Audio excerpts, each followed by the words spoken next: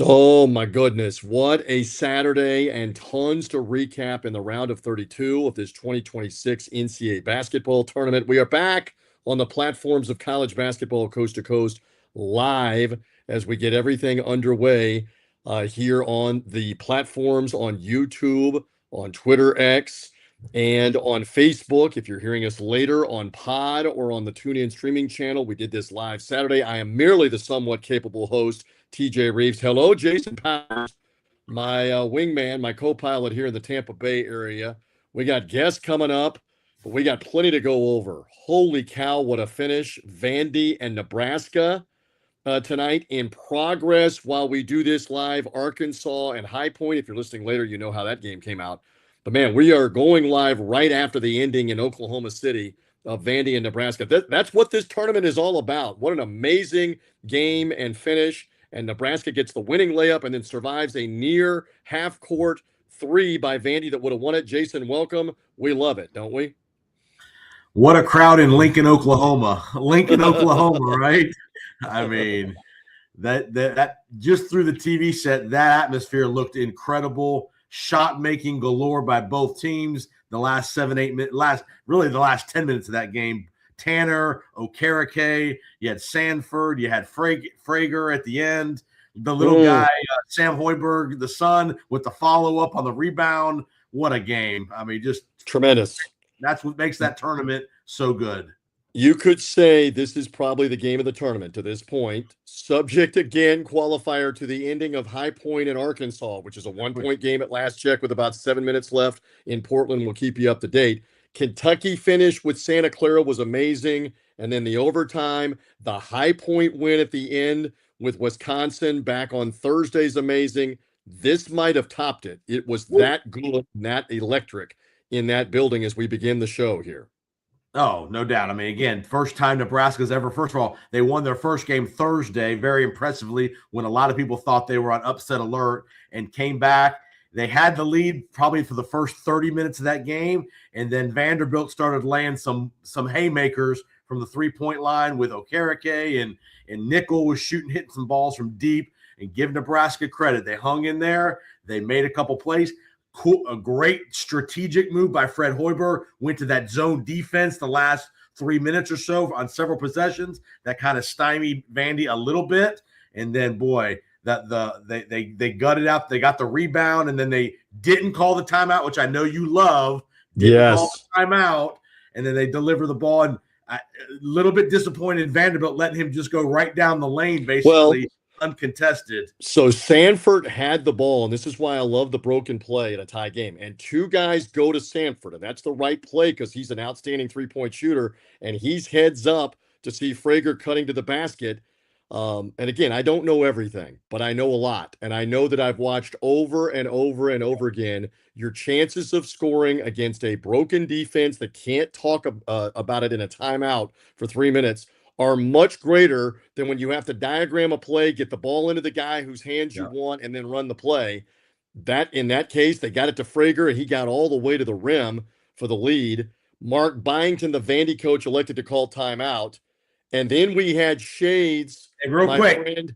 Yeah, go ahead. Let's give credit to the Eagles for seeing the timeout, which they didn't see in the Santa Clara, Kentucky game when Herb Sendek was trying to call timeout after they took the lead. So give that crew credit for acknowledging, having the awareness. And that's what makes great officials, to have the awareness to know, okay, if Nebraska scores, what's probably happening is there's going to be a timeout by Vanderbilt, most likely. So give that crew credit for getting the timeout called. Agreed. And so Byington chose to take timeout. And then we had shades of Gordon Hayward for the national championship win, Butler against Duke 2010. Jalen Suggs in the same building had a chance and did win a Final Four game in the crazy 2021 tournament against UCLA from about the same spot. He was just beyond midcourt, about 47, 48 feet away, whatever you want to call it. That ball banked like the Hayward shot and went in and out, and would have been an epic moment for Vanderbilt. What a way for Nebraska to get into the Sweet 16 for the first time in program history. I was just an epic ending. Surprised they gave Tanner so much space.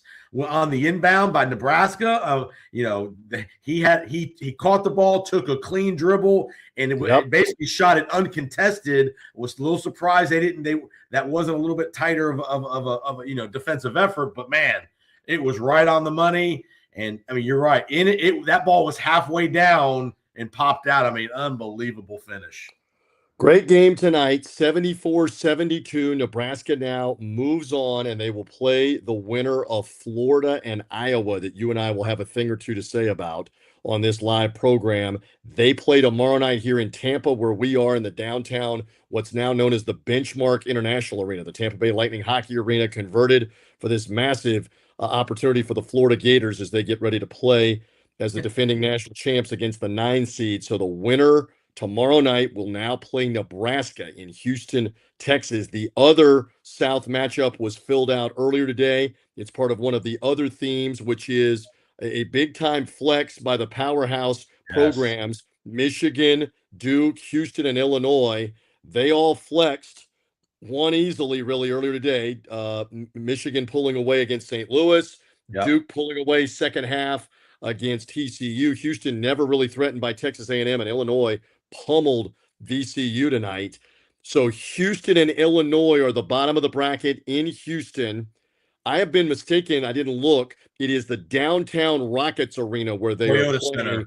Yeah, the Toyota Center, Sweet 16, Elite 8.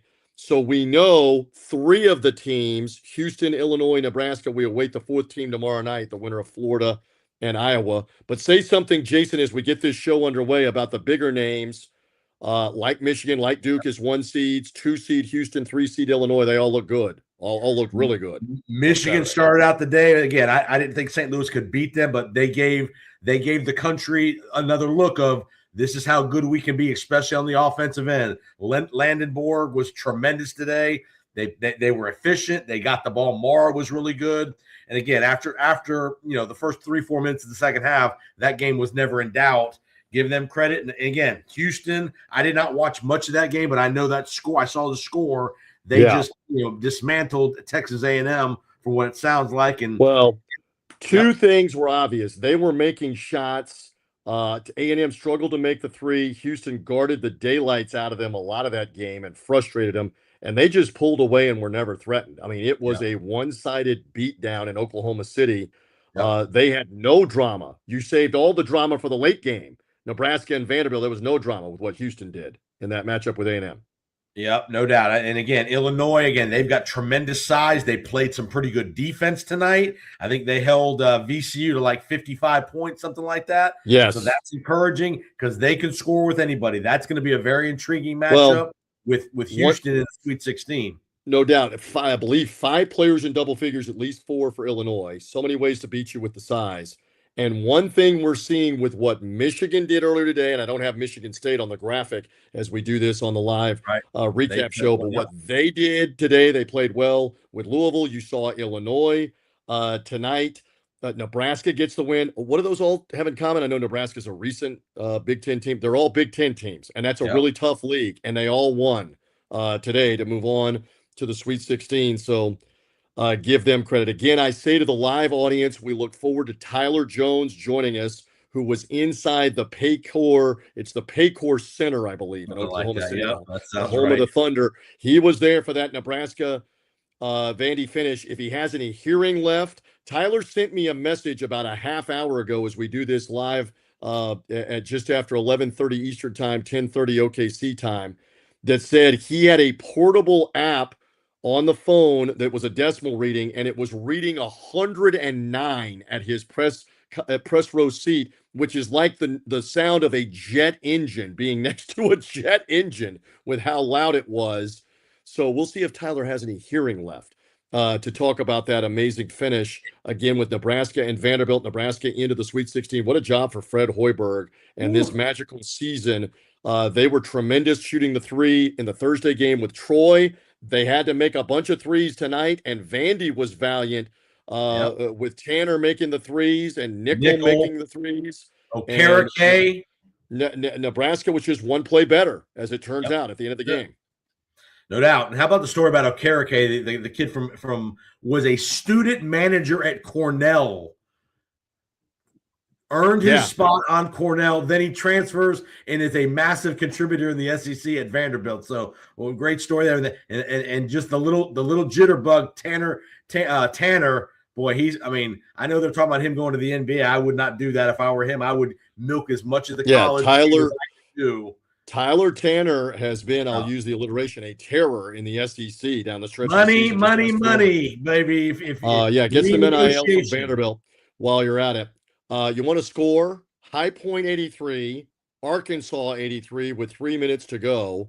The Wow. High Point Panthers out of the Big South Conference have just been amazing in these 2 games against Wisconsin and Arkansas. We know Arkansas has some question marks defensively, but this little guard, Rob Martin, is tearing them apart. He's got over 30 points. He just scored on a driving layup. We'll keep you up to date on what happens. Darius Acuff, by the way, just gave Arkansas the lead back on another driving hoop. Track meet game right now with High Point and SEC powerhouse Arkansas. This is the last game of the night, the 8th of 8 games on this Saturday. And the winner, Jason, will plug in to play the winner of Arizona and Utah State tomorrow. And Arkansas just had their hands full. Utah State making plays, Martin taking them off the dribble. He's about a 6-foot little fast guard, and he's clobbered them off the dribble throughout this game. And we have seen Coach Cal over the years lose to some teams he ain't supposed to lose to, sure, seeding wise, in his days at Memphis and Kentucky. So this would not be it would be a stunner in the world of college basketball. And by the way, High Point had never beaten a Power 4 conference team ever before Thursday. Amazing. Ever. So this game is coming down to the wire. Arkansas got a stop, and Acuff got another driving layup. So they're up 4 with 1:45 as Acuff looks to take the game over at the end. That wicked 3-point shooter Johnston missed a moment ago. He had 2 opportunities, including one from the top of the key, and they stopped him and got the rebound. And Arkansas just blocked a shot on another 3 attempts. So Coach Cal's team, as we do a little play-by-play here, got another stop. It's still High Point's ball, and I think a High Point timeout here at the moment, as it's 87-83. I'll put it up on the screen. It is a dogfight right now with them, and there's a long way to go. There's 1:45 left in the High Point Arkansas game, with the Razorbacks a double-digit favorite. And what a story! What a story in this final game of the night. And how about? And I know we're going to probably get to it here shortly, but we probably have buried the lead a little bit. How about Texas coming from the play-in game, taking out Gonzaga today? I know that's not a huge upset, but Texas is a big brand. We get it. But, man, give Sean Miller credit. 3 games in 5 days, basically. And they the kid hit the great 3 up 1 from the right corner with about 12 seconds to go.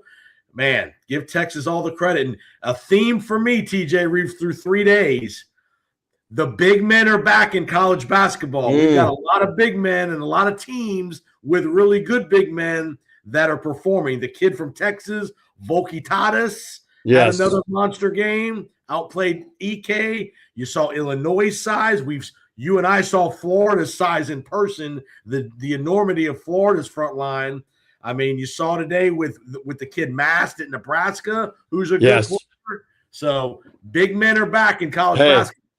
And credit Sean Miller's team, because they were melting down in Dayton, almost lost to NC State after having like a 9-point lead in the final 2 minutes. NC State closed it to like 2, but they put the game away. They then roll in early morning on Wednesday morning to Portland, all the way out west, more than 2,000 miles away from Dayton, beat BYU and AJ DeBonsa, now beat Gonzaga as the 3 seed. That denies Mark Few the Sweet 16 for the first time in a decade. They had been there 9 straight times before the Texas win tonight by 4. And the SEC take a bow as well. I know Vanderbilt got beat, but the win by tonight by Texas, remember they are now in the SEC the last couple of years, just adds to the SEC teams that continue to get victories. I know Houston took down A&M. but you've got opportunities for Tennessee, for Kentucky, for Florida tomorrow. Alabama. Arkansas has just hit a 3. They're up 7 Wow. now, 90-83 on High Point late in the game. Probably over. So it looks like they're going to move on, barring a collapse in the Sweet 16. So the SEC deserves a little credit too. While we're at No it, doubt. Texas and Sean Miller should have had dead legs. They didn't look like they had dead legs in the second half of that game with Gonzaga, did they? And they had guard that the kid Mark keeps making shots, the lefty. And man, I mean, again, Pope made some big threes for Texas as well. And we thought Gonzaga was a little vulnerable this year, not a vintage Gonzaga team, especially at the guard spots. But to win that game in Portland, which is a de facto home game for Gonzaga, give Sean Miller again that Volkatatis kid. Volkatatis, yes, he is a load in the middle now. I mean, he's a shot changer. He's got some offensive skill, so he's going to be a guy that's going to have to be dealt with. I think they play the winner of the Purdue-Miami game. Correct. So you could have a Volkatatis Clough matchup in the middle for Purdue here in the Sweet 16 if Purdue takes care of business tomorrow. Interesting for Texas. You wonder, because of the craziness, did they prepare for the possibility of staying out west? I don't know if they did, huh? Portland, because they've got to play in San Jose. Now, it's not the worst to come all the way to the East Coast to go to Austin, Texas, but it's still a long way from Portland. Example, a couple of years ago, Alabama prepared in the event that they won, I think they were in Spokane, that they would come to Los Angeles and play the Sweet 16, and they never left the West Coast. You wonder if Sean Miller and company plan that way, or are they going to come all the way back to Texas to go all the way back to San Jose for Thursday or Friday or whatever night that game is on? Right. I don't know, but I would bet they go back to Austin just because of you probably want a little bit of familiarity with your own bed for a couple of days to be able to practice in your own gym and pack and all that stuff. I would bet, again, I'm not sure, who knows, but I would guess Texas ain't flying Southwest Airlines, TJ. That is true. And by the way, great problem to have. Yeah. To be able to get that win. So they've moved on to the Sweet 16 tonight. It is college basketball coast to coast. We are doing this live tonight as 7 games are complete. The Arkansas High Point game, as we do this live, is still going on. They're in a timeout with Arkansas leading 90-83. I'm double checking here on this, on what Darius Acuff now has in the game, because he has taken it to the hole a couple of times late. 34 in the game for him, and 6 assists if you need him. So Arkansas up 7 with 46 seconds left. We'll keep you up to date on what happens there. I'm also told Tyler Jones has just gotten in touch with me. He'll be with us in a few minutes. Okay. Again, we're going to check in with our insider, Adam Zagoria. I talked with him earlier in the night. Adam from NJ.com, and the Zags blog is in Philadelphia. He will have a ringside seat for UConn and UCLA tomorrow night in Philly. Also Tennessee and Virginia in Philly. So Adam will join us in the preview mode. He'll have thoughts on the Duke win. He'll have some updates on the coaching carousel. We did that interview, full disclosure, a couple of hours ago before we began the live show. So I look forward to hearing from Adam in a little bit.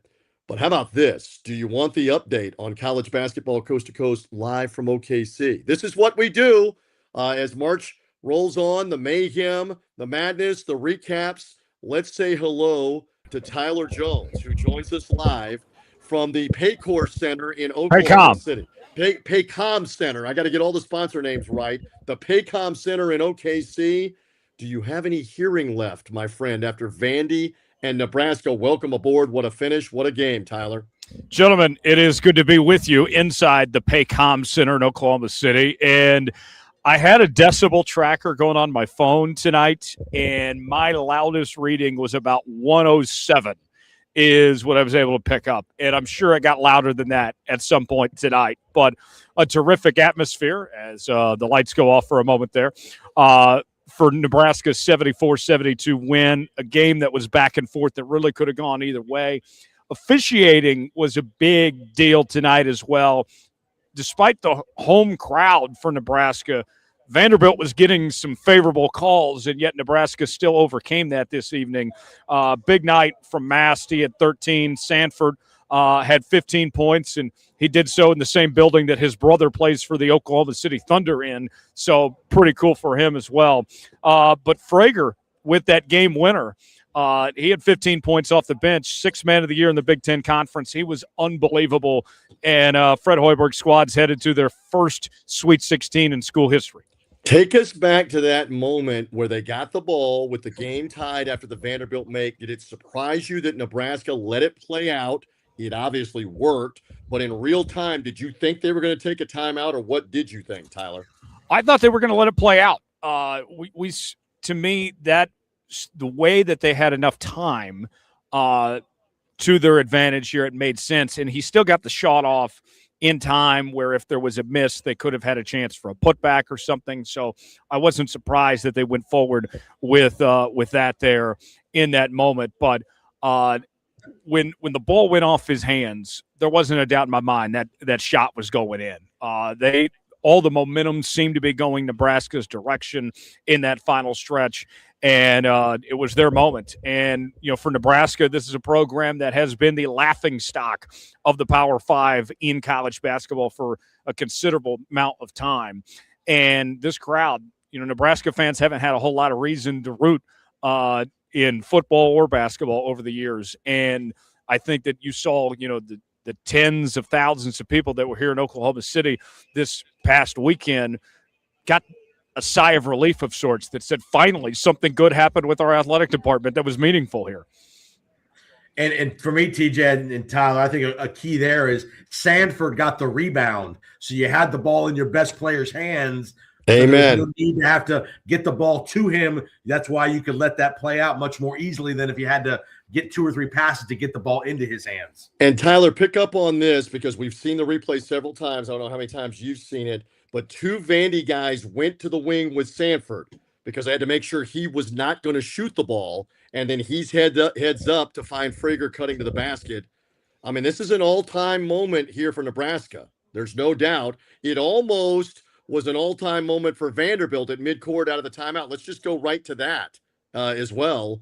Where did you think that in that half second that ball was down for Tyler Tanner for the midcourt game winner? No. In fact, I was so confident that they weren't going to make that final shot that I didn't even tape it on my phone because I'm like, nothing's going to happen here.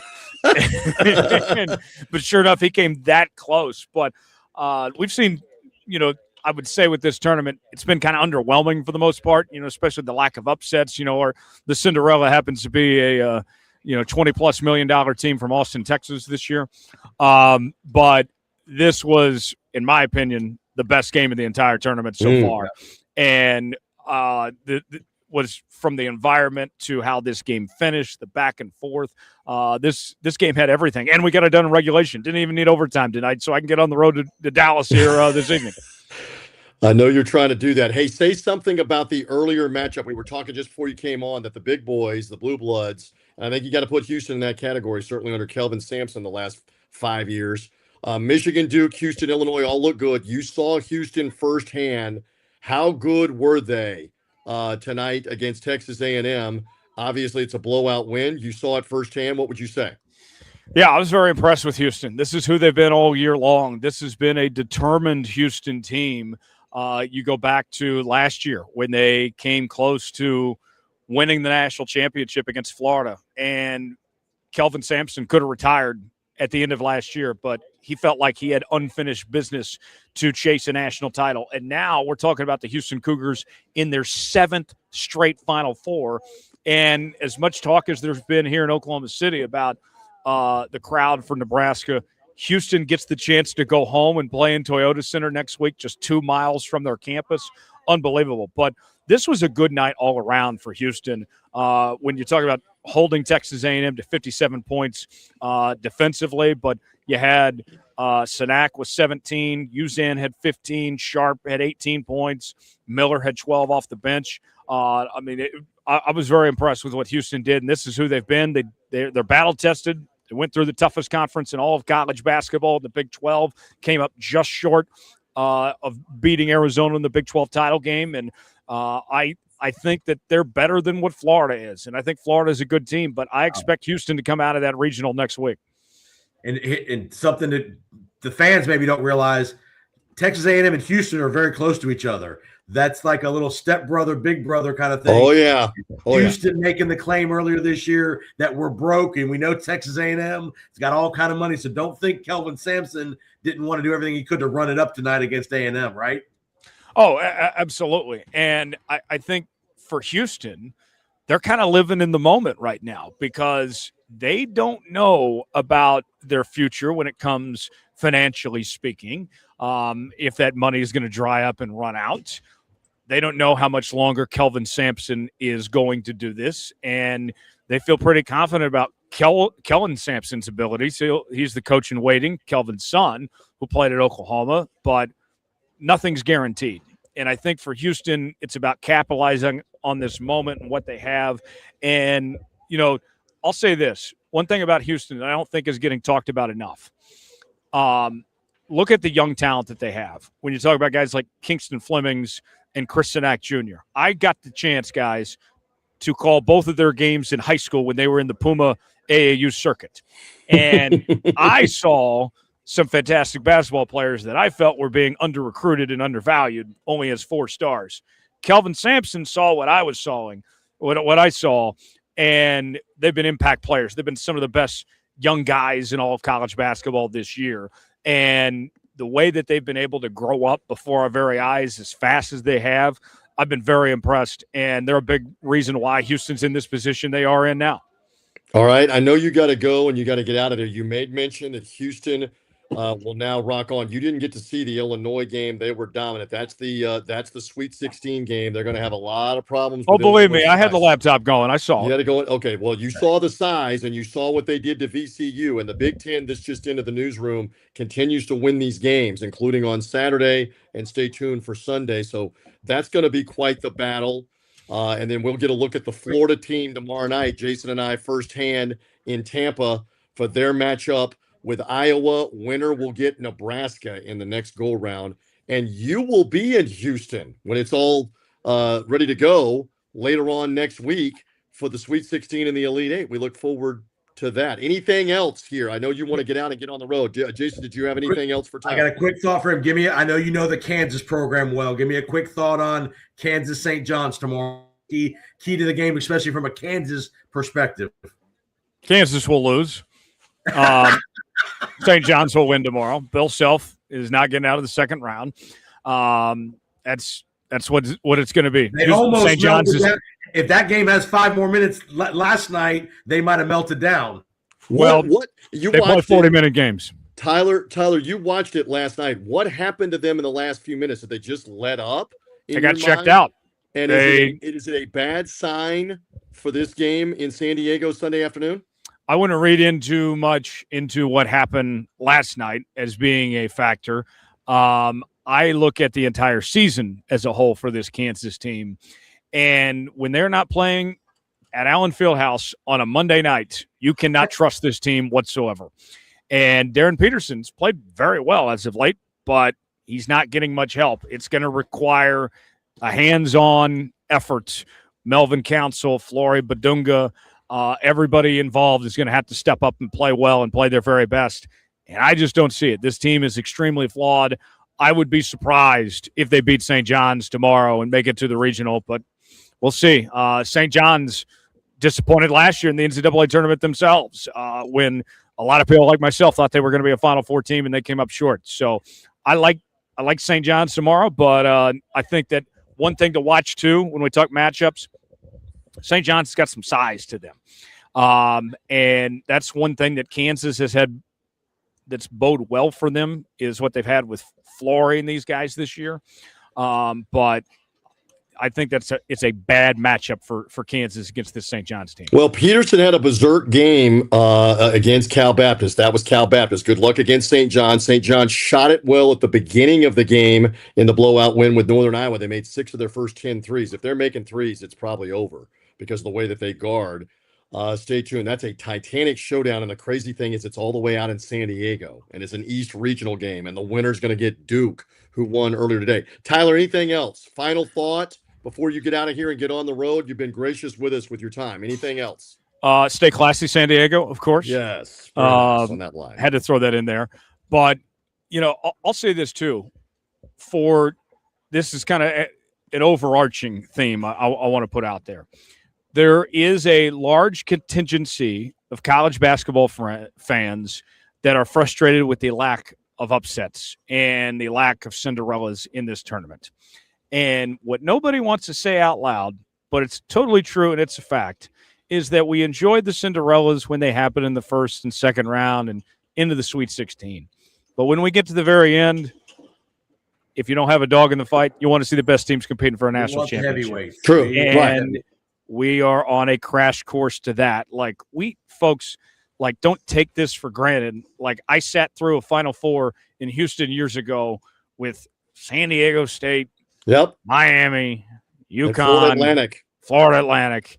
And, no, we're going to get quality teams competing for the championship. Duke, Michigan, Arizona, Florida, Houston, St. John's, UConn, you go on down the board. We are setting up for a terrific Final Four. So, sure, you're not getting the upsets, conference realignment, and the transfer portal and NIL kind of killed all that. But, folks, the payoff is going to be there with some really good basketball here. We got to hold up. We got to hold up on the narrative that the little guy, the lesser, the mid-major can't win because, and I know you're kind of saying this, but last I checked, VCU beat North Carolina. Last I checked, High Point beat Wisconsin. These are power programs.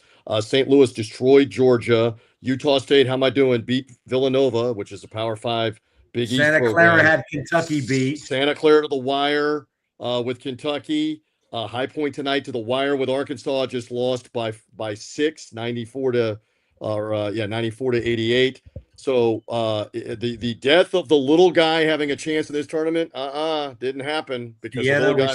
Siena. Yeah, Siena right there with Duke. We saw it over and over again. So, but I agree with your point. When we get to the Elite Eight and the Final Four, you want to see the better team. Stay tuned. Stay tuned on that. So, all right, Tyler Jones, great stuff. I know they're cleaning the arena behind you. You do not have to participate in that. You can get on the road. Great stuff tonight from there in Oklahoma City for the epic Nebraska Vandy final, my friend. I have one question for Jason. Yeah. Jason, on my drive back tonight, should I stop at Love's or Buc-ee's? I think you got to go Buc-ee's. Don't you have to go Buc-ee's? But do you have his favorite go-to is Whataburger? Do you have a Whataburger on the path back to Dallas? Now, you might have to go late night Whataburger, including the show. I might. I've only had a couple hot dogs today. The Buc-ee's, though, granted, is all the way in Denton, and that's just like 45 minutes from home. Don't drive out of your way. Don't drive 45 minutes. It's not out of my way, but it's like a long ways on the road. And if you're watching us nationally, you might know about these burger chains. You might not. The different regions of the country, whether you have a Hardee's in the South or a Carl's Jr., or in the West, it's a Jack in the Box. We are Carl's Jr. country here. Whataburger is a big deal in Texas, Oklahoma, in the Midwest and the Southwest. And so desert Southwest. And Buc-ee's is kind of like your Costco of gas stations. Correct. Yeah, don't expect a quick visit when you go to Buc-ee's. You got to have some time to kill. But the Buc-ee's is kind of out of the way. Also, In-N-Out Burger big in the West. But we're talking Whataburger. Look out for Whataburger. So Whataburger's better than In-N-Out. That might be a controversial take to some, but In-N-Out's got much better service than Whataburger does. Whataburger on its best day, chef's kiss. But In-N-Out, it's more consistent. So the cuisine, at this hour of the night, it might be best to go with the consistency of In-N-Out. The best place this hour of the night might be Waffle House. If there's a Waffle House on the way, Waffle House, Denny's, IHOP, those hit home too. If you're into some breakfast foods, might be looking these Nebraska fans. There might be some characters at Waffle House tonight. There could be. They seem to own it. Just one more time. What an electric environment tonight. You can testify you were there with the Nebraska fans in Oklahoma City, right? Just one more time. Yes, the Nebraska fans in Oklahoma City, by the way. To give an idea, we mentioned 15,000 plus in the building tonight. The bars before the game were running out of ice. They were running out of Busch Light. There was a Catholic church just down the street from here that 85% of the attendees of the pregame mass were Nebraska fans.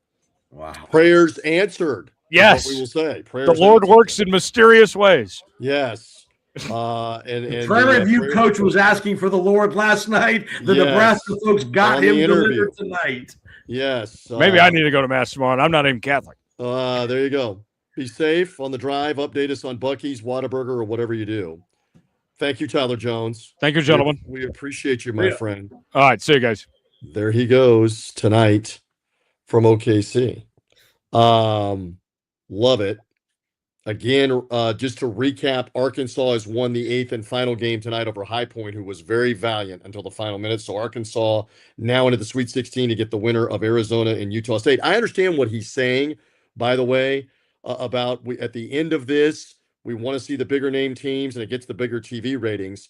But just stop it with the little guy can't compete. We saw it this year. We saw High Point beat Wisconsin, take Arkansas to the wire. We saw VCU did win over North Carolina, and Hubert Davis may be done at North Carolina. Stay tuned. We saw St. Louis destroy Georgia as I was going down the list. Siena up double figures in the second half on Duke. I know they didn't win it ultimately, but that's a 16 seed.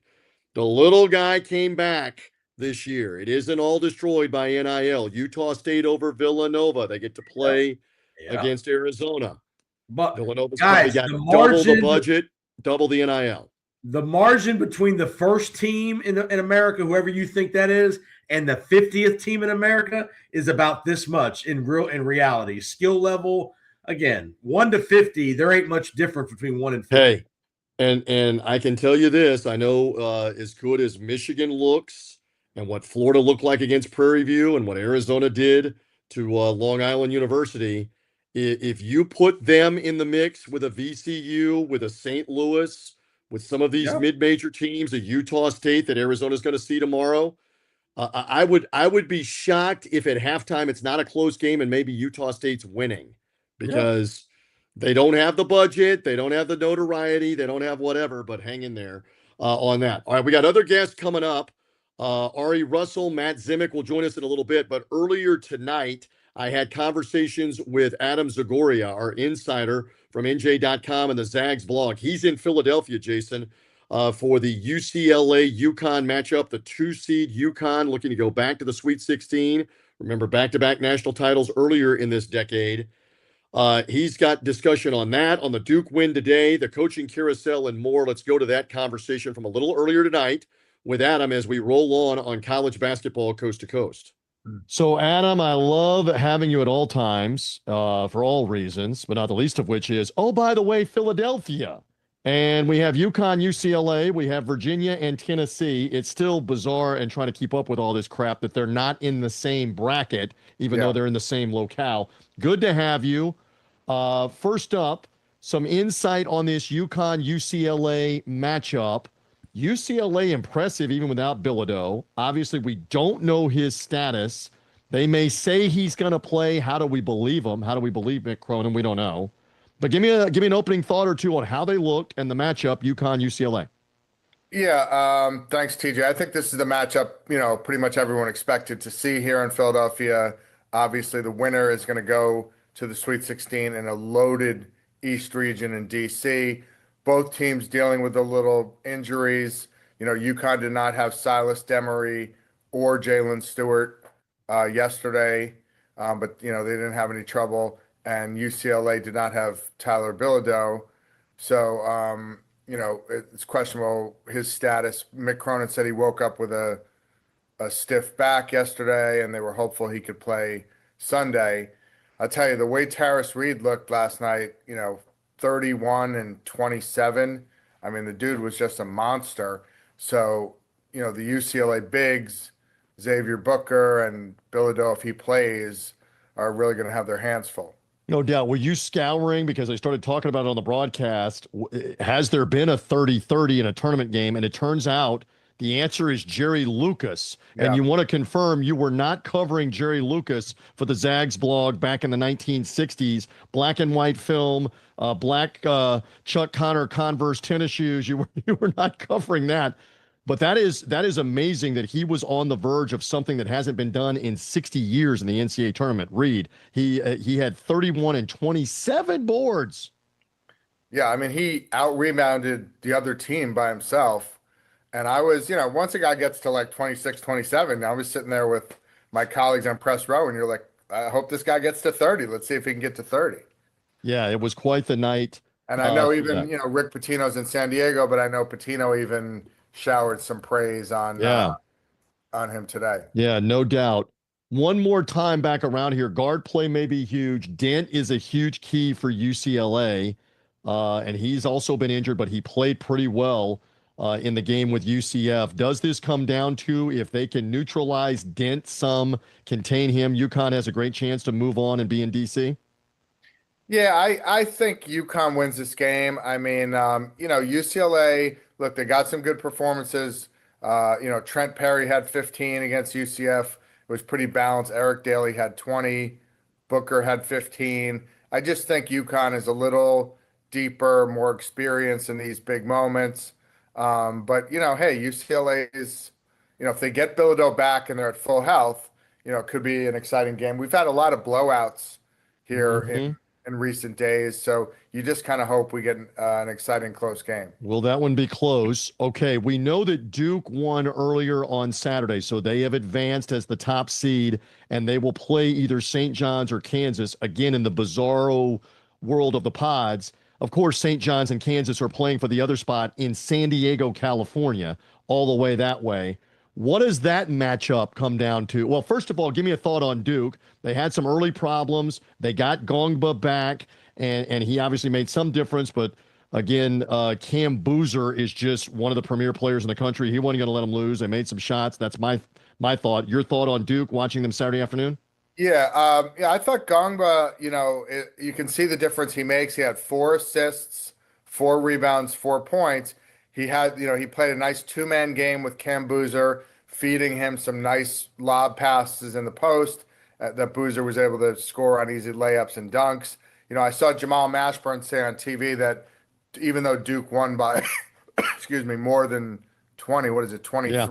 Yep. That, they weren't as dominant as, say, Florida or Michigan, the other number ones.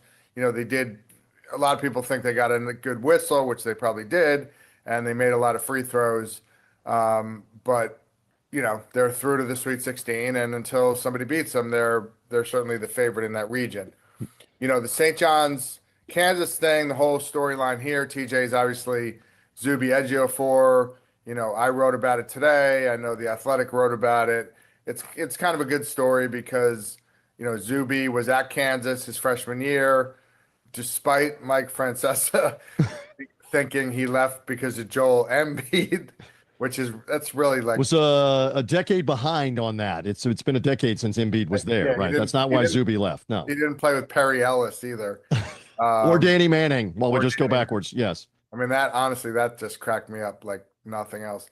But anyway, Zuby left after his freshman year. His father told me Bill Self met with them and, basically said, we want to keep you, but you're not going to start here next year. We have Hunter Dickinson. He offered to redshirt him.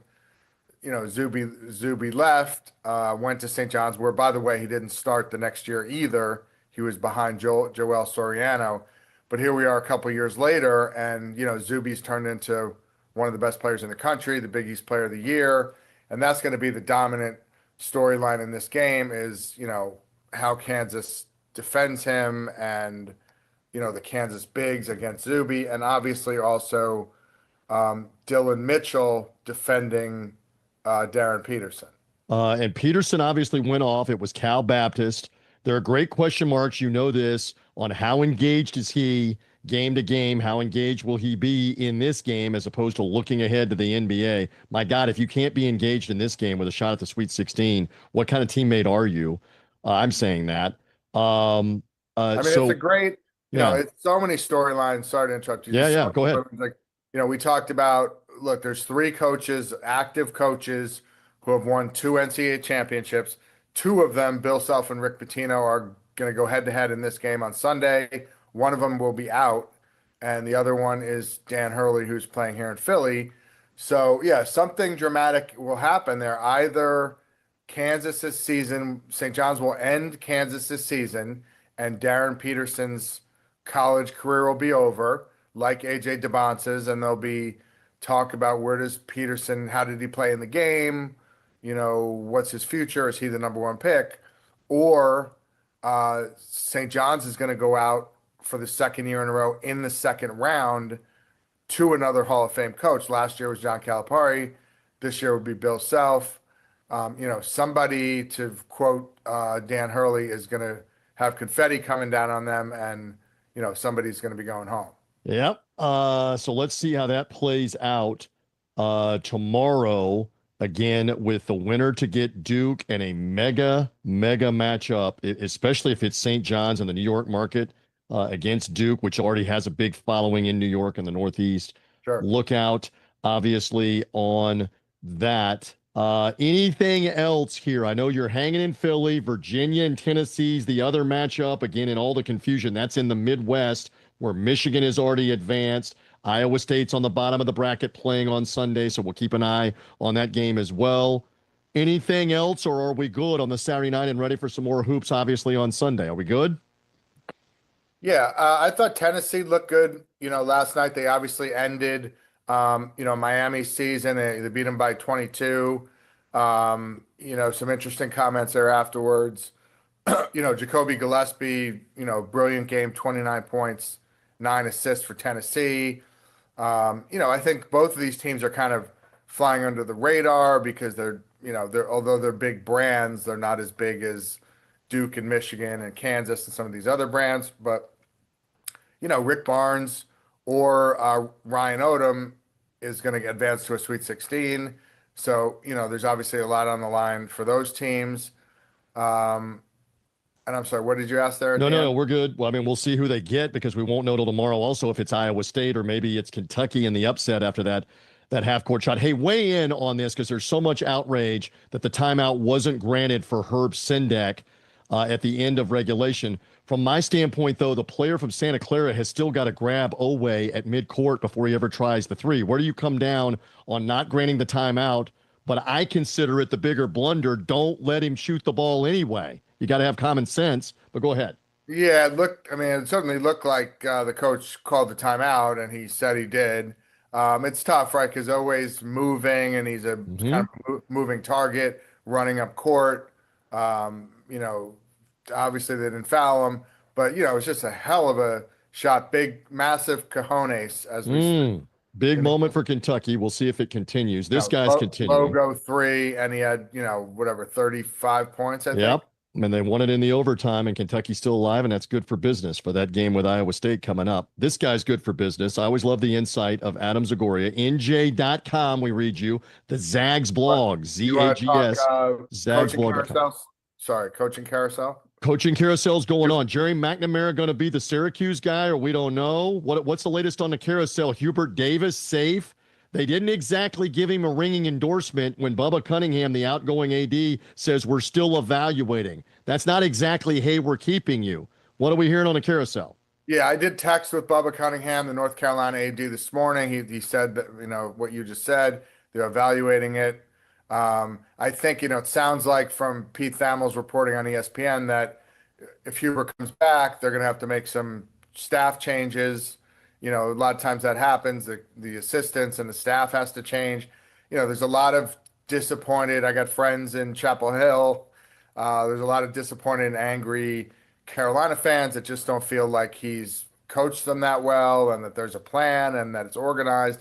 Obviously, Hubert's answers in the press conference, he looked kind of befuddled. He didn't have answers as to why they led by 19 points in that game and lost. They've lost in the first round 2 years in a row. They had, his first year was kind of a surprise, right? They beat Duke and they got to the championship game and everything was good. And they had a 15-point lead on Kansas in the final and didn't win that game. So all of these things sort of add up. Obviously, if the Carolina job comes open, it's one of the, premier jobs in basketball, period.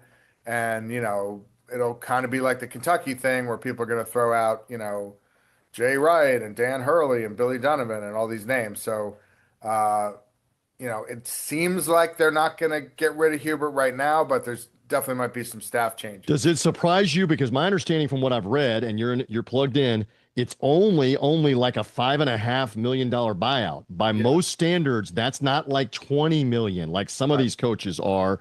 So that makes it a little more palatable if they want to do something. That's my take. What is your take? It's about 5 million, as of April 1st. So you're right. It's not as much as those other buyouts. Hubert Davis, obviously a legendary North Carolina player. He's one of their own. It seems like, they want to kind of give him a break, but there's obviously a lot of unhappy fans. And look, you compare it to Carolina and Duke are always going to be compared. If Duke goes on here and gets to another Final Four or wins a championship, obviously that's going to take a few weeks, but it's just going to be another example of Duke outperforming Carolina. And that rivalry and that hatred continues. Listen, great work. NJ.com, Zag's blog, Coaching Carousel, etc. I asked you, but I didn't get the answer. I apologize. Jerry McNamara, the front runner at Syracuse, or somebody else, or we don't know. Wait and see for Syracuse. I think we're going to see Brian Hodgson at Providence in the next few days. Sounds like they're closing in on that and negotiating. I was told it's not done. And, I think if Syracuse offers Jerry McNamara the job, he'll take it. I actually spoke to both Jim and Julie Boeheim, who claim not to have any inside knowledge and say they're waiting to hear just like the rest of us. Obviously, I'm sure they'd like to keep it in the family. Jerry's coming off making the tournament with Siena. So I think, if he's offered the job, I don't see why he wouldn't take it. All right, stay tuned. Stay tuned on the carousel, NJ.com, the Zags blog. We love him as an insider on college basketball coast to coast. Dinner awaits for you in Philadelphia, and enjoy the hoops on Sunday. Thank you, Adam. Thank you, brother. Take it easy. Love the insight there that Adam Zagori always gives us, Jason Powers. How about that? I talked to Julie Boeheim. How about that? Talked to both of them. He's messaging with Bubba Cunningham about the North Carolina job. Julie Boeheim potentially about the dinner plans on Saturday night, as well as the carousel. You never know. With Adam, you love that stuff. This is interesting on the Brian Hodgson stuff from USF, who got them in the tournament. They lost the opening round game. All of this is fluid. Who knows? I'm not so sure he's taking the Providence job at this point. Remember a couple of important things. Number one, in negotiation, just because somebody said no doesn't mean that they're not going to come back and maybe say yes. Is he looking for Syracuse to sweeten the offer? That seems like the better job than Providence. Sorry. I know they have a football program that may be dragging the athletic budget down, etc. But to me, the Syracuse job is the better job. And then what you have to ask yourself is the Providence job for right now, this year, next year, the next couple of years, the best job and the one that you really want versus an SEC job. And I talked with a couple of guys in the press room downtown Tampa last night when we were at the first round games that included the Florida Gators and everybody else, Alabama, Texas Tech, etc., and said, don't we have to lend some credence to, Jason, give me a thought, that if he really wants to be an SEC coach and be in the South, and he coached under Nate Oates and he coached at Arkansas State and he's coached in South Florida for the last 5-6 years, do you really want to be in Providence? Is that the be-all, end-all job? What is your opinion on that? When's the last time Providence has been any good, really? I mean, I know he's a good coach, but they're still in a monster. You're still at best the 4th or 5th best team in the Big East, I would think, behind the usual suspects in the Big East. I'm not so sure about Providence either. I mean, you and I know this. He's going to have a quality team next year. Somehow, some way, he'll South Florida, Rob Higgins, they're upping their ante a little bit when it comes to NIL and salary. Yes. And it's 85 degrees here 10 months a year. And you're one of the premier programs in that conference. You're going to have to add a player or two, but you can probably do that. And you're right back in the same boat 12 months from now, where you're a hot commodity for an SEC job. And let's just paint this picture real quick on the coaching carousel. Shall I paint a scenario of just 2 years ago? SMU decides to part ways, fire Rob Jeter, their second-year coach, because they're going into the ACC and they want to restart with a new coach. Andy Enfield at Southern Cal in Los Angeles decides, that SMU job is pretty attractive and I can get that job. And he gets that job. So sometimes it's the jobs that get vacated. And this is what I'm coming to with Hodgson. All right. Andy Enfield now leaves Southern Cal and opens that job up. And Eric Musselman says, you know what? I've been in Sweet 16s at Arkansas, but I've been a Western guy. I've been a former Sacramento Kings head coach. I've been a former Nevada coach in college. I want the USC job that's now open in the next domino. And he leaves Arkansas. Yep. And eventually they work their way over a week to John Calipari, who says, I could stay at Kentucky, but it's gotten stale and a lot of people don't want me here. I'll take that Arkansas job that's now open. How are we doing on dominoes so far?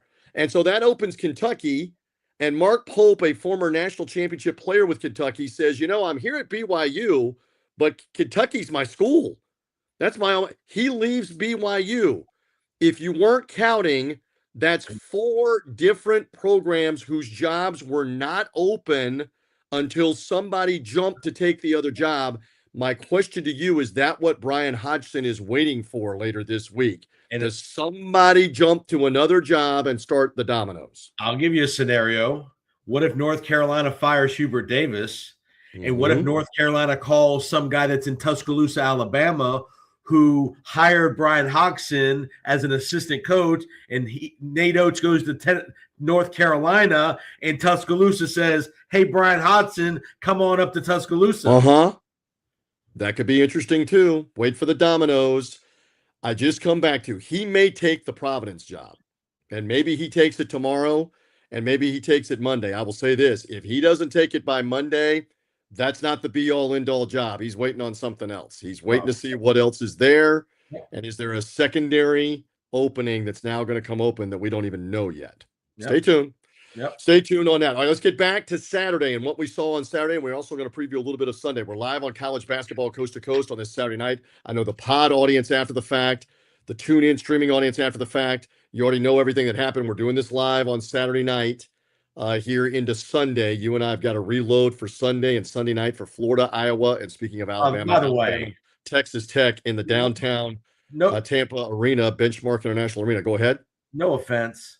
What are they doing starting the Tampa Regional at 7:00 at night? Television, babe. Television. They want that Kansas St. John's game right in the middle of the day. We predicted leading into 60 minutes. Right. They want those first 3 games on CBS to have no competition. And so then the other games go later in the night. And Florida, Iowa doesn't ring the bell like Kansas and St. John's or like Kentucky does. So I get it. Stay tuned. So we're going to have a late night tomorrow night, you and me, for that matchup. But we rock on here on this Saturday night. And again, the overarching themes are Michigan, Duke, Houston, Illinois, all flexing and winning their games easily. And the wild, epic Nebraska Vanderbilt game won by Nebraska on a last-second layup. And yet Tyler Tanner of Vandy almost made a mid-court 3 with no time left out of a timeout that would have been an all-time finish. It already is an all-time finish, but it would have, I guess, been an all-time in all caps, underlined in bold, had that 3-pointer gone in. It did not. Nebraska wins, first ever Sweet 16 for them. So those are our 2 biggest storylines. Shall we bring in some new voices, some new faces? I think we should. Hello to Ari Russell, our compadre from New York City. We love having him. So we got all points covered. Good evening. Good to have you. Evening. Let's swing west, and hello, Matt Zemek, our Western Bureau Chief in Denver, Tampa, New York, Denver. We were in Oklahoma City earlier. We were in Philadelphia. We are coast to coast. Guys, great to be with you on this Saturday night. How we feeling? How we feeling here this evening? Ari Russell, epic Nebraska Vandy game. Give me a take. Oh yeah, I mean those are 2 schools this year that were big surprises. I remember they were both undefeated at some point, heading into the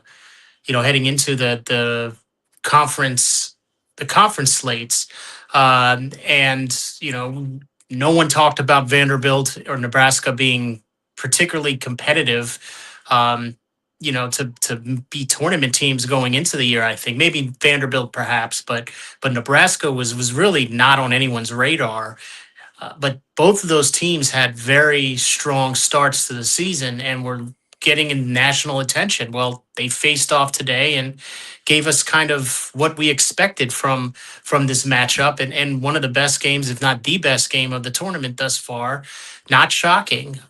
Two teams really battling it out, and how about Nebraska and what Fred Hoiberg's been able to do at Nebraska, a program. Now the world is upside down. We've got Indiana winning the football national championship, and Right. we've got Nebraska getting to the Sweet 16 in basketball, and no Indiana in the tournament. Sorry, Jason, but but that's just weird. Upside down world. Vanderbilt obviously has been a pretty good program for basketball over the last several years. Less of a surprise, but Nebraska, I mean, finally got their first win ever, and now they're in the Sweet 16. I mean, look what Fred Hoiberg is doing there. And how about that kid, the local kid scoring that final layup there? What a great place. Frager. Yeah, Right, Frager. Frager. He's the sixth man of the year, I think, in the conference.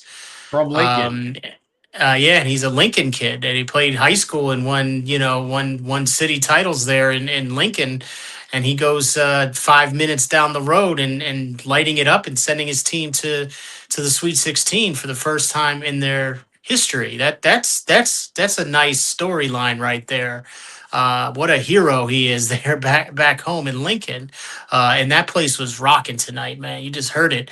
15,000, 16,000 Nebraska fans. I thought that Missouri had the home court advantage the other night better than anyone, but it seemed like Nebraska was just flooded all of Oklahoma City. I'm sure there's a lot of people that weren't even in the arena outside partying right now. No doubt. Hey, Matt Zimick, pick it up on that. Welcome in.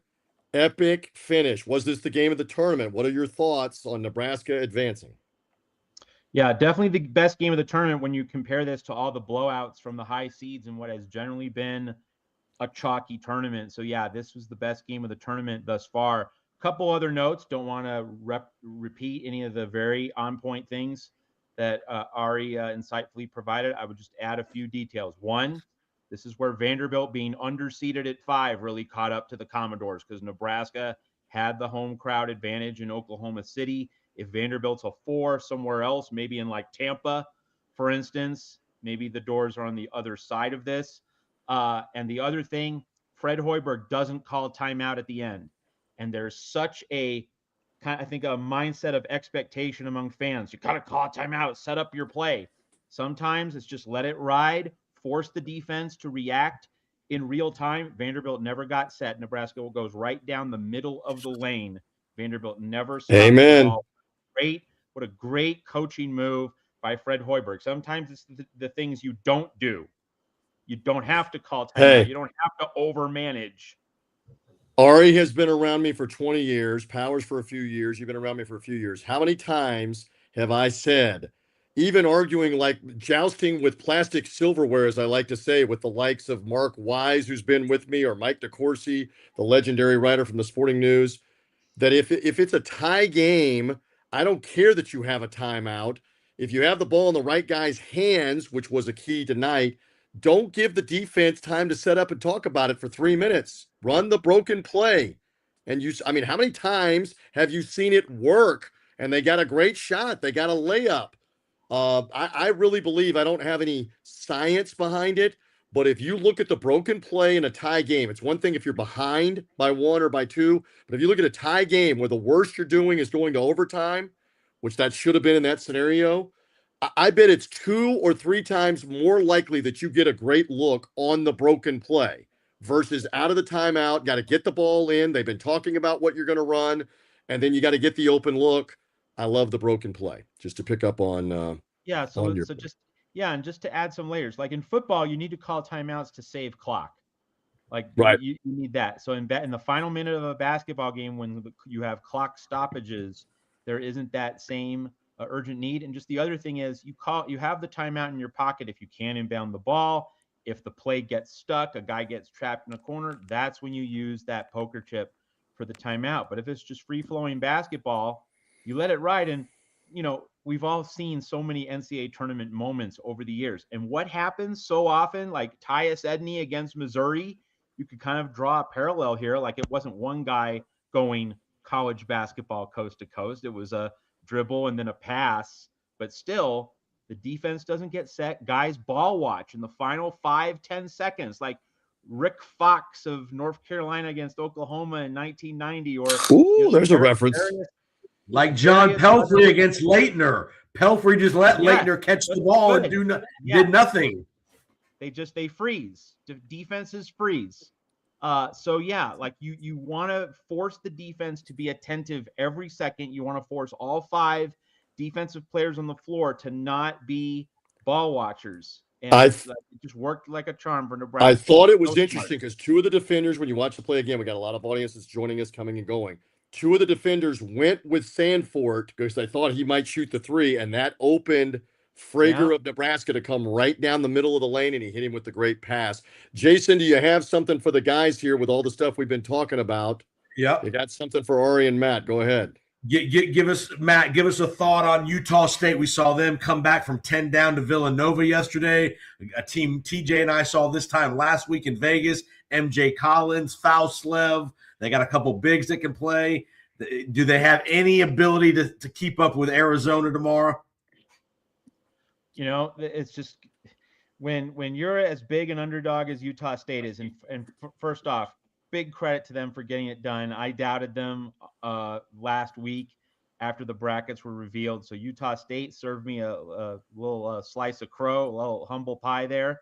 So well done by the Aggies. But when you're as big an underdog as Utah State is, you got to toss it in from 3. You got to have an amazing game from 3-point range. That's where it starts for Utah State. You know, Utah State is averaging like over 20 free throws more than its opponents. Yep. That's not going to happen against Arizona. So the 3-point shot is you know, you talk about David versus Goliath. David's needs that 3-point slingshot to be. Don't you have to make Arizona shoot threes tomorrow? Pack it in and make them make 10 threes. I mean, is that a zone defense you play tomorrow? But you have to make Arizona shoot over the top, I think. Totally. Yep. Absolutely. Would you Good luck with that. And Arizona from getting the ball in the paint. Yeah, it will be a challenge, but we did see that Utah State team, and credit them. They outplayed Villanova down the stretch of that game. Ari, I don't know if you have a thought while we're there on Arizona, Utah State tomorrow, while we're talking about tomorrow for a moment. Do you have a thought on that, Ari Russell? Yeah, I mean, they're going to have to play pretty much perfect game, and Arizona's going to have to be way off in order for Utah State to have a chance. Hey, you never know. It could happen. But from what we've seen so far in this tournament, it is chalky, as Matt said. I expect that to continue.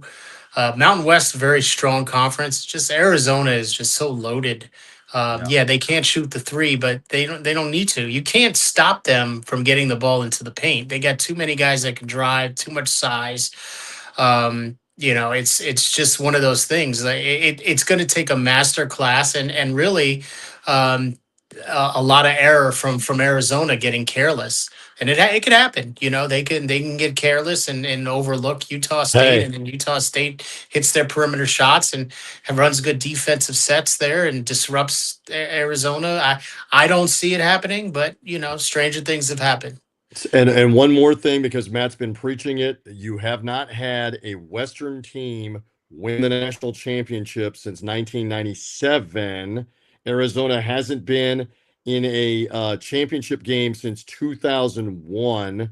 They have been beaten over and over again, a step away from the Final Four, 2 steps away. Stay tuned until they actually do it tomorrow in San Diego and get to the Sweet 16. That I know it doesn't have anything to do with Tommy Lloyd in the short term or his players, but that long history. Then again, they blew a game to a 15 seed Princeton about 3 years ago with Tommy Lloyd and different players. So you don't know for sure on that. Ari, while we're here, you're in New York. Yeah, go ahead. If I may, just final quickie on Arizona. Won't have Wisconsin in its path. Wisconsin's been an NCAA tournament nemesis for Arizona. Won't have to deal with the Badgers. Okay. That's a big plus. So the historical thing is on their side. Hey, while we're here, Ari, and you're in New York, St. John's, Kansas, weigh in. I talked to Adam Zagori about it. Jason and I have had a couple of opinions. You're there in New York City. Bizarre the game is all the way out in San Diego in an East bracket game. But give me a couple quick thoughts. Yeah, this is I watched St. John's defense over the last several games. They are just elite defensively. I mean, they really get up on the ball and they blitz you basically the whole game. It's full. Rick Pitino is known for pressing for much of the game. Every team that he's ever coached is going to be putting a lot of pressure starting 90 feet. That's what he does. That's where it'll be interesting to see how Bill Self is able to deal with that press. Perimeter defense, they're elite at. They've got really good wings who are long. Hopkins is like 6'6", 6'7". Mitchell's 6'6", 6'7", long arms. Mitchell's going to be probably the primary guy covering Peterson. Peterson's a guy that just gets open. He finds ways to be able to get open shots. He's just a tremendous athlete. And that's who they're going to have to stop. On the other side, I just don't think there's any bigs in the country that can handle Ejiofor. He's just too strong, too skilled. He's hitting outside. He's hitting 3-point shots now, so his game is extended out further to the perimeter, which makes him even more dangerous. They've got a really good ball handlers. Dylan Darling is a great college guard, not only just handling the pressure if there's any pressure on defense, also on defensively, he's really good at taking out the opposing point guard and disrupting them. He usually gets like 2-3 steals a game. That's the type of player he is. He'll be on council. He'll be on council tomorrow, I would imagine, right? Yeah, and I'm not too worried about that because we've seen Darling do a really. It's why he's kind of the second half of the season, he's really stepped up his game and has gotten a lot more playing time. Remember, he didn't start the season as the starting point guard, but he's ending the season as the starting point guard. So he's going to be one of the keys as well, especially on the defensive end. Again, guarding Council, but they're going to be throwing a whole bunch of different things to disrupt Kansas's offense and to try to keep Peterson from getting hot. But at the same time, I just don't think that Kansas has an answer for Zuby Ejiofor. He's just too strong, too good, and then you turn around on the defensive side. I mean, good luck getting shots off in the paint with this guy. You're just not getting clean looks even close to the basket. He's been blocking shots like crazy.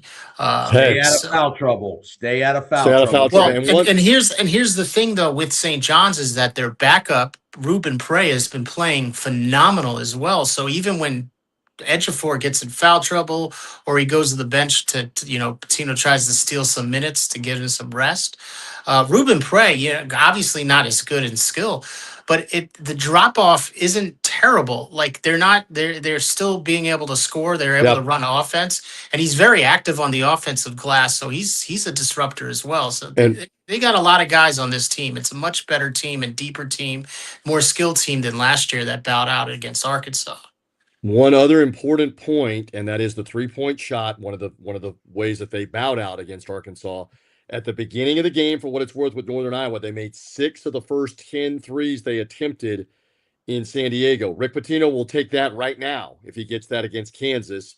Yeah. And Matt, we segue to you. Is Darren Peterson capable? Is he very likely to be able to take this game over, or do you think St. John's will neutralize him in the Kansas matchup? What do you think, Matt Zemek?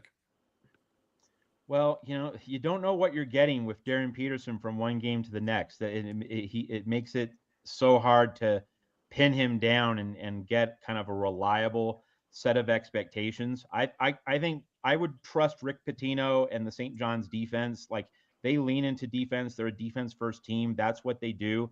I think that this game's actually going to come down to the Kansas role players and supporting cast.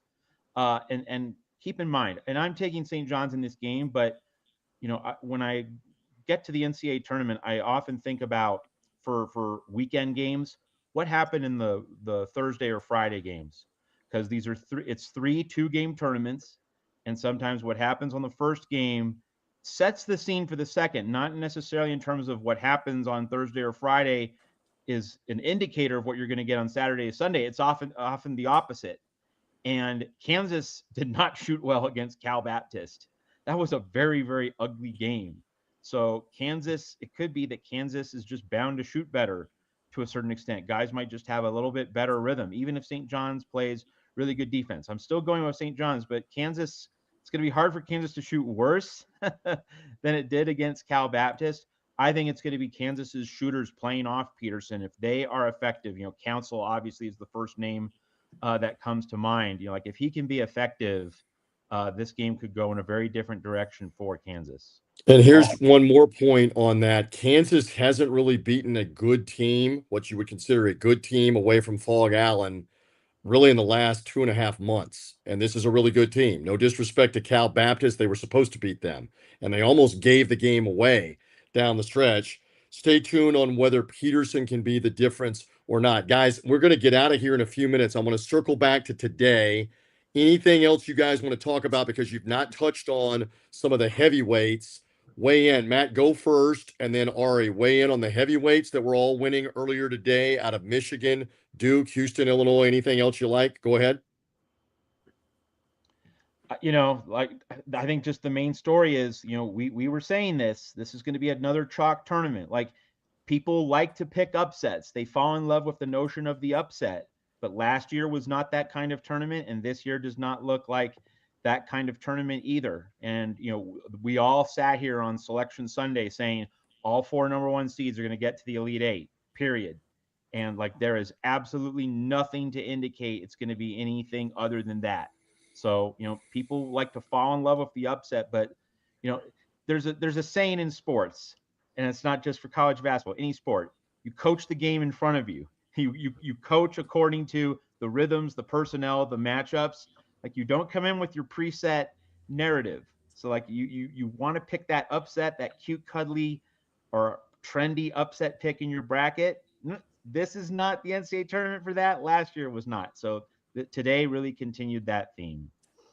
All right, go ahead. Thoughts on this today? I know. Yeah, we keep track of the big boys, including Duke, but Michigan was impressive with St. Louis all the way at the beginning of the day. Also, Michigan State was impressive against Louisville. And then Houston and Illinois tonight. Thoughts on it? Well, a couple things. Yeah, with Michigan, they have a switch that when they turn that on, it's unstoppable, and they go on runs that are just insane. And they did that today with St. Louis. I mean, it was close for much of the first half. They started getting a little bit of distance at the end of the first half. St. Louis battling a little bit early in the second half, and then the doors just completely blew off. Michigan turned it on. They're just too big, too much firepower for them. I mean, they got a lot of weapons on this Michigan team.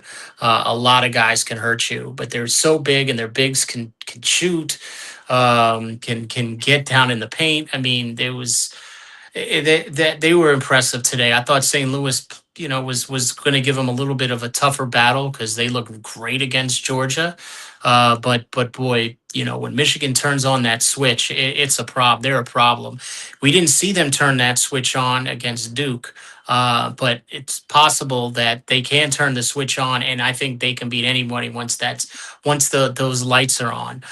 There's no one stopping them.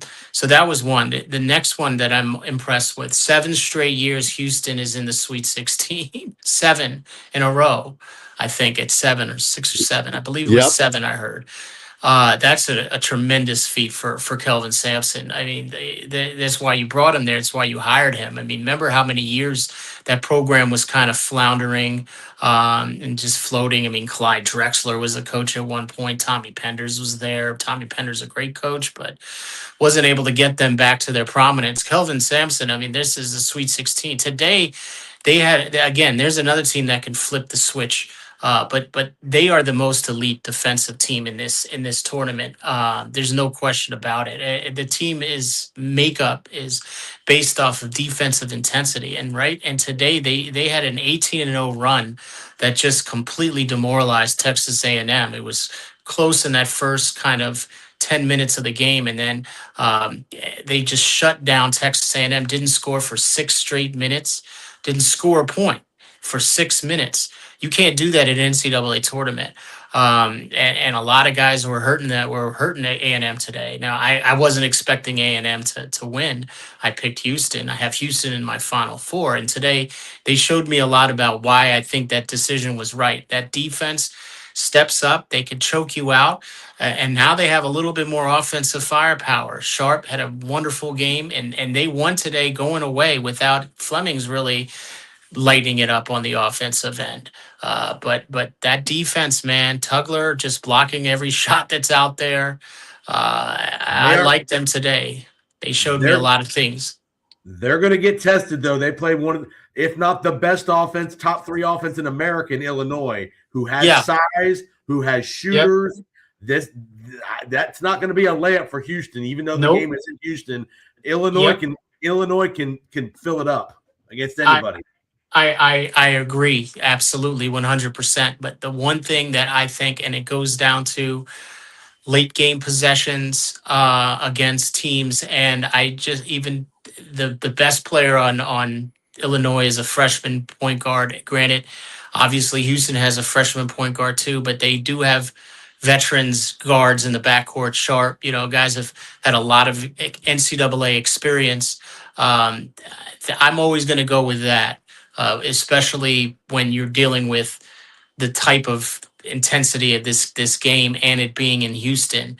I agree with you. I think Illinois is a difficult matchup, and they're playing unbelievable. I mean, they just really turned it down on VCU today and just shut them down. And they have that switch as well.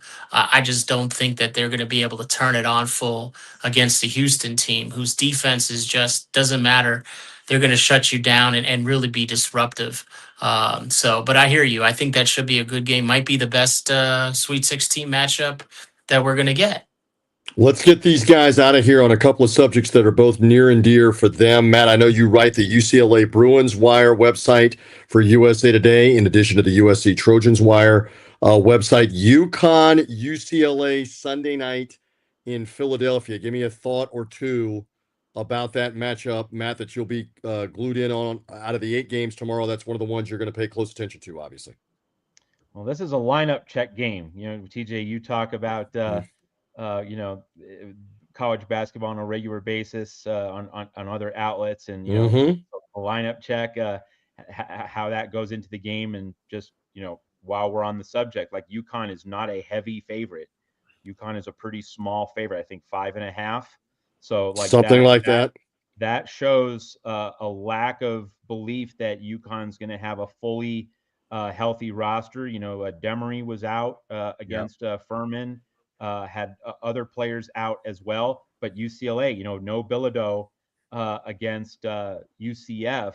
So like this is a mash unit game, and what are the lineups and rotations going to look like? I think you have to sort through that before you get to anything else. If we accept that, like let's say Demery and Bilodeau both play, so it's 1-1, and like they both get a player back. If all things are relatively equal, I think it's going to be hard for UCLA to score on UConn. Like UCLA's been playing good defense, but UCLA has not seen a defense on par with UConn very often this season. Played Michigan State a couple times, beat them in the tournament, lost in East Lansing, but UConn's going to have a level of defense. And like Terrace Reed, there's no player on UCLA who can deal with Terrace Reed, 31 and 28, I believe it was, against Furman. Obviously, UCLA is not Furman, but still, UCLA does not have anyone who can go toe-to-toe with Terrace Reed. So, like, UConn has to realize, and I'm sure Dan Hurley's going to make this point, a missed shot is not a bad thing because Mr. Reed can go on the backboard and clean it up. Just don't turn the ball over. Let's get shots up. We can go to work on the glass, win the game there. Good stuff. Ari, did you have a thought on UConn, UCLA? Because you know what I'm coming to with you. Yeah, I mean, look, they shot terribly from beyond the arc. And when UConn did, I don't expect them to do back-to-back games here, shooting that poorly from the perimeter, even though it was kind of back-to-back games that they have. So hopefully for UConn's sake, they got rid of those bad perimeter games because once they start hitting some outside shots, it's a very difficult team. I mean, there's a reason why they were up for a 1 seed and why they had such a great non-conference schedule, and were so successful in that period of time, is that they're hitting their perimeter shots. So they start hitting some of those perimeter shots, forget it. Part of the reason why Terrace Reed had so many rebounds is because they couldn't hit the side of a of a Right. barn. He was getting a lot of offensive rebounds. Oh my That's gosh! solo Right. So I don't ball. expect that. Yeah, Solo Ball and Caravan are your perimeter shooters primarily, Yeah. right? Yeah, they Yeah. gotta And have they. they gotta have a big game. Yeah. Mullet. Yeah. Exactly. I know Mullins where you're is going All right. next. Yeah. All right. Well, where I'm going next is with you before you Right. get out of here. Your Canes Yeah. and Purdue already is an alum of the University of Miami. Right. They play Purdue in St. Yep. Louis. What kind Yep. of shot do you give them in the matchup with the 2 seed? I give them a lot. I mean, they're playing with house money at this point. It's been a great season. Tied the all-time turnaround record, 19 wins more than they had last year, which tied an all-time record. So What did I see? No team that's won 7 or fewer games has ever made the Sweet 16 the next year. How right, about that? Never. right. And All that's right. what's Well, riding on it. that's part. Yeah. So we'll see. I mean, I actually think the matchup is a really good matchup. Both the teams are very kind of evenly based, size wise, experience wise. Great. You have senior guards on both sides. With Donaldson and Smith, that's a great matchup right there, and I think they kind of split at when they played each other in the Big Ten, because Donaldson used to be the point guard for Michigan. So they have a lot of familiarity there. Obviously, Renault playing for Indiana had some success against Purdue while he was there too. To me, the X factor is going to be someone who is a problem against anybody. He's a freshman that no one is talking about because all these other freshmen are obviously had bigger seasons. But Shelton Henderson is 6'6", 245, and he can jump out of the building. The guy is basically playing. Is a defensive end playing a 2-3 in the NCAA tournament. I don't think that Purdue has anybody that can match up with someone like him. He is a nightmare, especially when he's going to the hoop or downhill, as they say now, going downhill. Right. He's very tough to stop. So he's going to be an X factor. He's a true freshman, 5-star guy. No one's talking about him. And he's the guy for Miami that Purdue's really got to be concerned about. And for Purdue, I think the guy that needs to be stopped for Miami to stop is Lawyer. One of the things that Miami isn't particularly good at is defending the 3-point shot. We've seen them get roasted. UVA just destroyed them in the semifinals of the ACC tournament because they were just hitting all their open threes. Lawyer is a guy that can really, really throw a bunch of daggers in your way. So they really got to figure out what to do with him. I expect them to throw True Washington out and Allen as well. And both of them are fine defenders, but they really got to keep an eye on him and try to get a hand in his face and not allow open 3-point shots. Because Purdue can kill you that way, but it also can be a problem in the front court. I think it's a pretty close deal between those two teams. Love it. We gave you a bunch on the games tomorrow. Anything else, just quickly? Give me a 30-second answer. Anything else that we've left out, Matt Zimick? Well, you got anything? Just a quickie on Miami Purdue. Miami was like plus 15 second chance points. I could not have been less impressed by Missouri. Missouri played so poorly in some basic fundamental components of the game, and one was just Missouri couldn't catch rebounds. Hey, so and the other thing is Missouri Miami going to get plus 15 second chance points against Purdue? Probably not. So Miami probably not. Here's the other thing. Missouri, hold on. The Missouri had the arena, and say something for Miami for sure to be able to overcome that. We don't think Purdue. Maybe Purdue does. Proximity to St. Louis has a lot of the tickets for Sunday, but Miami may have to overcome it again. But that said something for Jay Lucas's team to be able to overcome that. Matt, did you have anything else besides that? Because we got to get you two out of here. Anything else? I'd expect more chalk. I think the only vulnerability might be UConn if it's shorthanded and UCLA is able to play with a full lineup. Ari, anything else before we get to Sunday and 8 more games? No, I just want to see play. The 7'9" guy play for what's his name, Oliver Rio. Ryu. Yeah, Yes, Ryu. Yeah, I'm from sorry, Florida. Ryu. Right, because he's French Canadian, I think. I want to see him get some more playing time. That would mean that Florida's up by 30. But Ari he's Russell. I did a high school prep game with him about 2 years ago, and I got a picture with him. Yes. Me at about 5'7", and him at about 7'9". Jason does not even come up to his rib cage. He came up to like his waistline with Oliver Ryu in the photo because Jason's not the biggest guy to begin with. Yeah, man. I mean, he was incredible cutting the watching- nets last year without everyone's using the ladder. He's not using the ladder. He's just he's just going up there like this, like his arms are bent too, and he's getting And like by the way, the Prairie View guy staring at him in that video on social media, who's 6'7", staring at him, going, "My God, I'm guarding Andre the Giant from pro wrestling." That was hilarious. We're going to talk more about Florida coming up, but great stuff tonight, guys. Both Matt and Ari, thank you for hanging with us on College Basketball Coast to Coast. We may tee this up live with you two tomorrow night. Jason and I are going to be occupied in the arena, but I'm just promoting this on the broadcast. If you two are up for it, you may tee it up in our absence until we can join you, and we'll go over the Sunday round of 32 games and the Sweet 16. So you guys let us know if you're able to do that. But I appreciate both of you rocking along with us tonight here on College Basketball Coast to Coast into the wee hours Eastern time of Sunday morning. Thank you, boys. Thank you. Thank you. All right. There both of them go with us. We have said a bunch. We need to get out of here shortly. We can talk a little more about the games in Tampa that we're going to see firsthand. We've talked about a bunch of the other ones. Are the Gators ready to roll here in Tampa again tomorrow night with Iowa? That's the first game up on the floor to go to the Sweet 16 and play Nebraska. What do you think, Jason? Yeah, we saw Iowa play. I don't think Iowa has anything capable of beating Florida.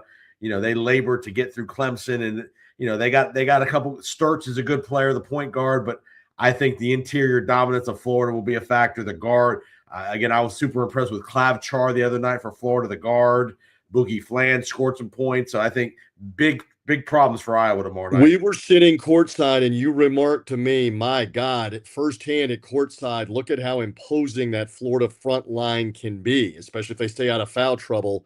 Iowa's going to find that out firsthand, are they not? It's not the whole game, but they're going to find that out firsthand coming up. And they got 4 of them, and it's not like they only have 2 of them. They got 4 guys that can rotate in. I mean, they rotate them in pretty good. Hauck is a really good, skilled player. And I was amazed how fast Florida got into their offense. They were within 10 seconds getting a good look whenever they wanted. I know they played Prairie View. I get it. But, man, they were quick up tempo. They got into their offense super quick. And to do that with all those big men is impressive. Alabama and Texas Tech is the other matchup game that is coming in the late night game. And we got to keep all of this straight because that's in a different bracket. By the way, Midwest. The winner to now get Michigan in the Midwest in Chicago. Do you have a thought on the second game on the floor that we're going to see Alabama and Texas Tech after seeing them on Friday? Can Texas Tech, we know Alabama is going to have high volume threes. We watched that. We witnessed that the other night. Again, they were chucking it from every which way but loose the other night. Alabama, same thing. They're going to get shots up quickly. It's either going to be threes or layups is what they want. They're not much of a mid-range game. Texas Tech was very balanced the other night. Anderson and some other guys, they don't have to live on the three. They've got some inside presence, so contrasting styles a little bit. Will be interesting to see how Grant McCaslin plays that. Coach. Yep. So balance versus volume is what my theme of that game is tomorrow night.